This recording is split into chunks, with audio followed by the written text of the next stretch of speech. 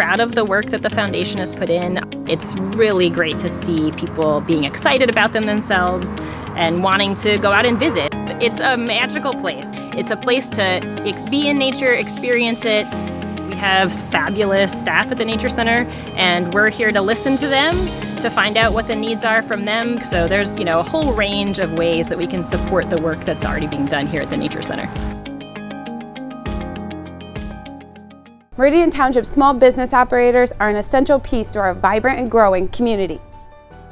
Approximately 48 cents of the dollar spent in Meridian stays here locally. The Meridian Economic Development Corporation is committed to attracting, supporting, and expanding our small business community. In these uncertain times, we applaud all of our small businesses as they navigate the changing economic landscape. We encourage you to support a local business this holiday season. Our small businesses and local shoppers make a big difference in our prime community. Hello everyone, I'm Katie Adams. I'm the Parks and Land Preservation Superintendent and Harris Nature Center Coordinator here in Meridian Township. I want to thank you all for your support and for joining us today.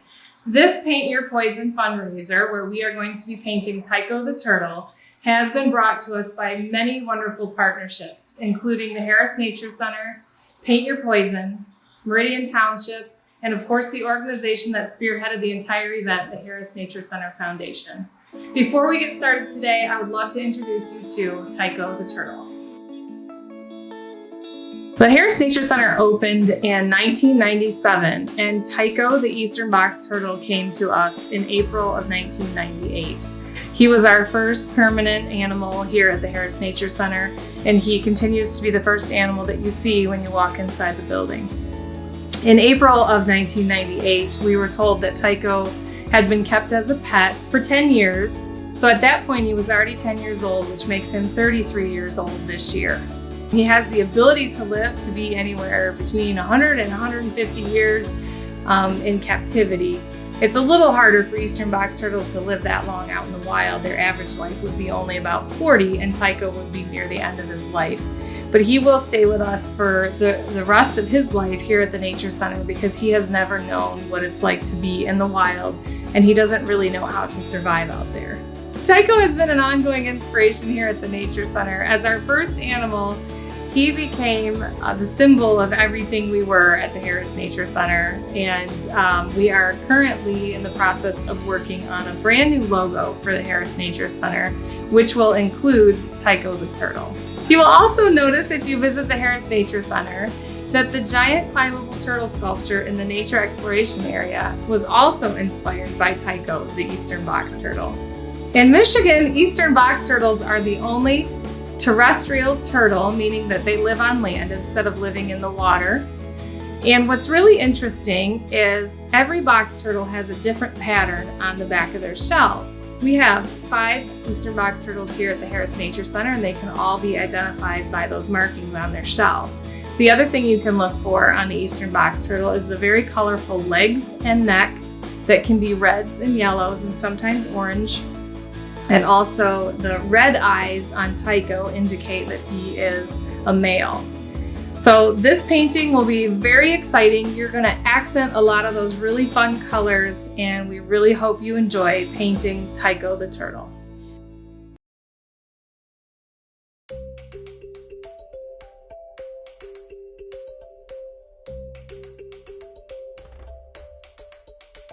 Hello and welcome to All About Animals. I'm Brandy Yates, and we are back at the Harris Nature Center with Katie Adams, Harris Nature Center Coordinator. Thank you so much for having us out again. Yeah, thanks for doing this.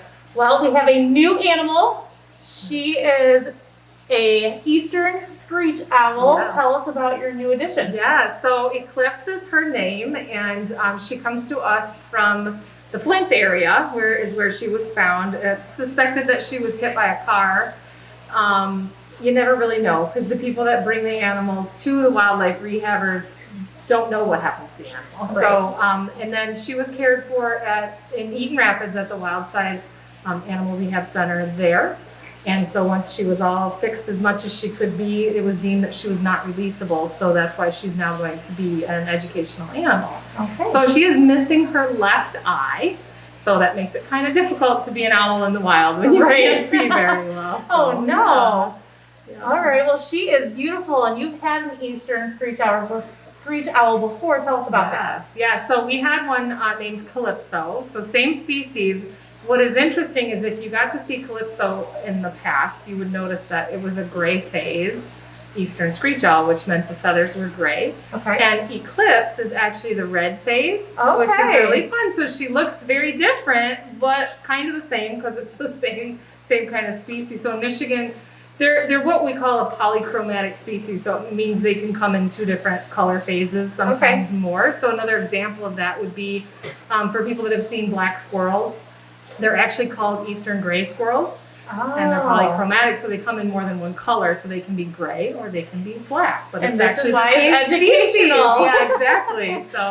So she is beautiful, and our first instinct was she's very small. So is she a baby? Tell us about her size. So a lot of people think so because when you think of owls, you think of like the great horned owl, which is usually a much larger owl. But screech owls are one of the smaller owls in Michigan, not the smallest, but one of the smallest owls. So she's actually a full-grown adult eastern screech owl.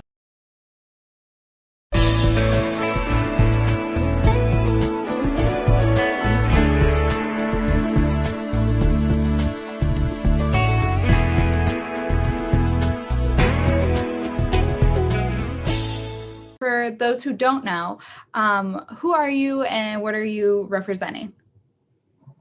Sure, I'm Casey Thompson. I'm the Vice President of Operations with the YMCA of Metropolitan Lansing.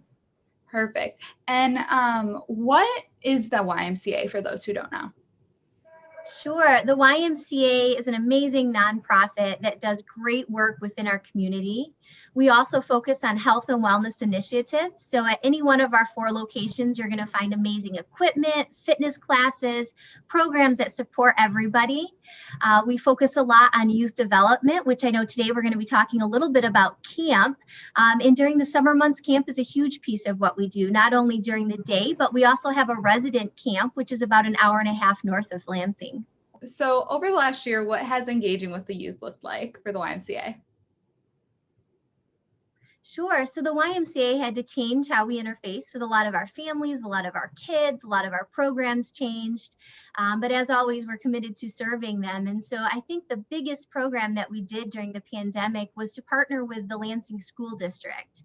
We were able to step in and help with remote learning. Our families were balancing a lot from living in a pandemic to, trying to educate their children, trying to work. And so we were able to do that online remote learning program, which was fantastic. So we had a lot of families, not only in the Lansing School District, but surrounding area schools that took advantage of that so that when the kids were dropped off, the parents knew that their kids were completely focused on their education and that we would help them with all their homework. Okay, perfect. And so now that it's summer and the COVID restrictions are lifted, what exciting opportunities are there? I know you mentioned camp. Can you go a little bit into that?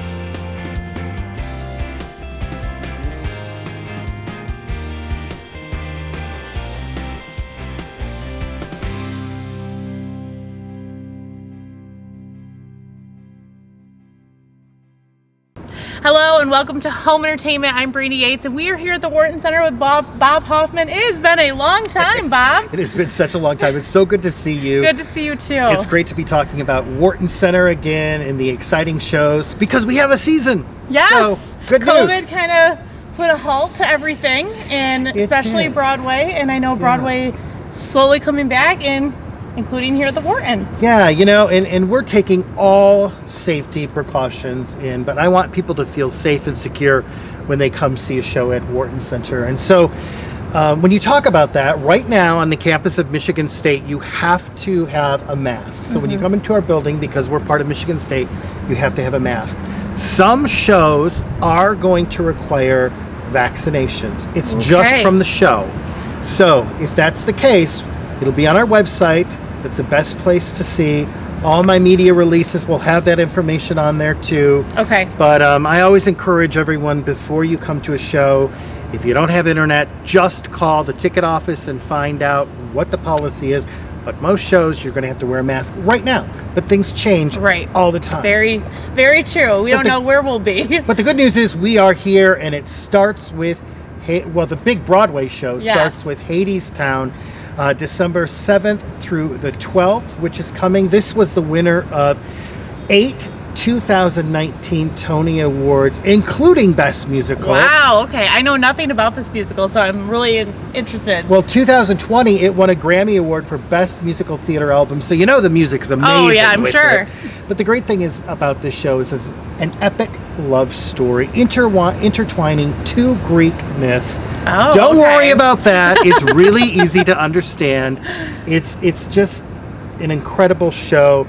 And what makes Hadestown stand apart from other shows is it's uplifting, it's inspirational, it's inspiring. It's a profound sense of hope for the positive in life. Okay. Which is what we all really need right now, right? So it's a perfect show.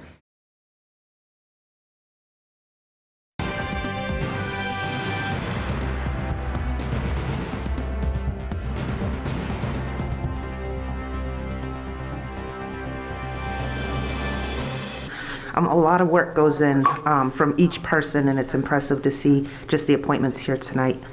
I do have one question. I think the question's for the clerk, but I'm not sure.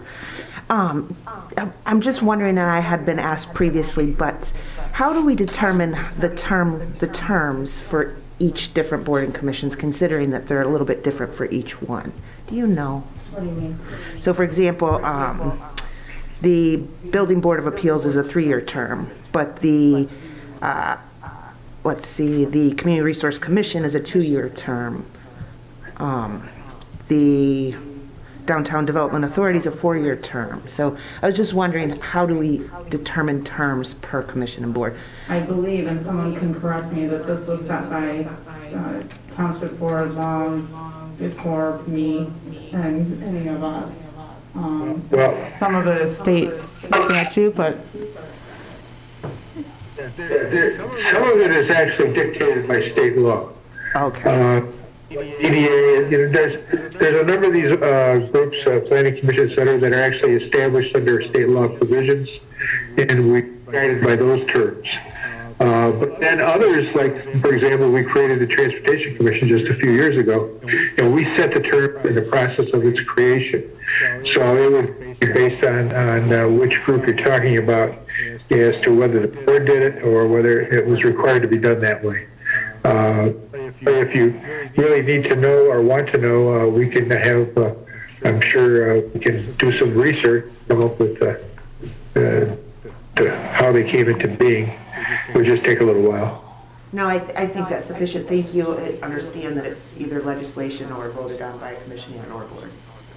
Thank you. Hello, and welcome back to Meridian News Now for the first time this fall. I'm Logan Sella. Thank you for joining us. We have a jam-packed show for you today.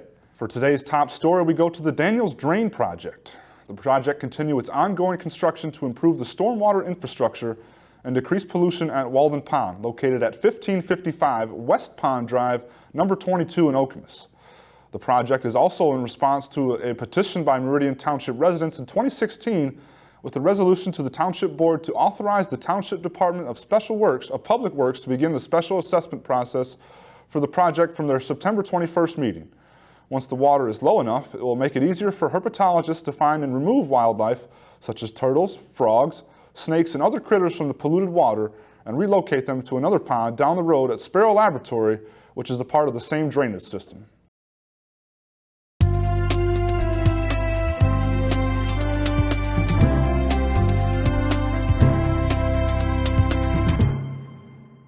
Hello everyone, I'm Elena Kushin with HOMTV, and I am joined with Meridian Township Clerk Deborah Guthrie to talk about National Voter Registration Month, which is right now in September. Thank you so much for joining me, Clerk Guthrie.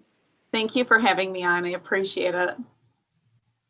So first off, happy National Voter Registration Month, everybody.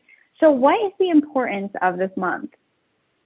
You know, I remember when I turned 18 and I was so excited. I thought it was the most exciting time of my life, not because I turned 18 and was an adult and all that, it's because I could register to vote and have my voice, because every voice does count. So I just remember wanting to vote and having my vote count.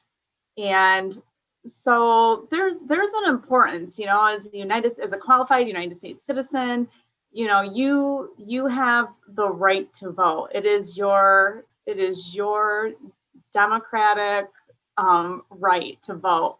And so everybody has that right. And so I just think it's important to encourage people to use their voice, to encourage people to go out and vote.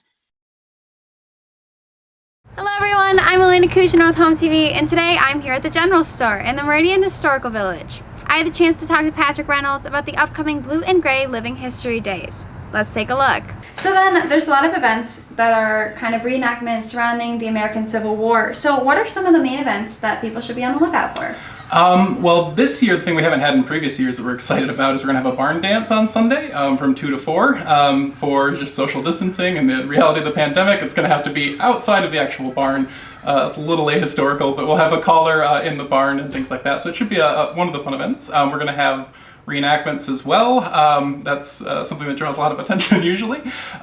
People marching around. So yeah, the reenactments 1 o'clock to 3 o'clock on Saturday. All right, everybody, we're gonna get started because my cheeks are getting cold. And if you wanna scooch in a little bit more this way, you can come up a little bit further. Don't be scared, don't be shy.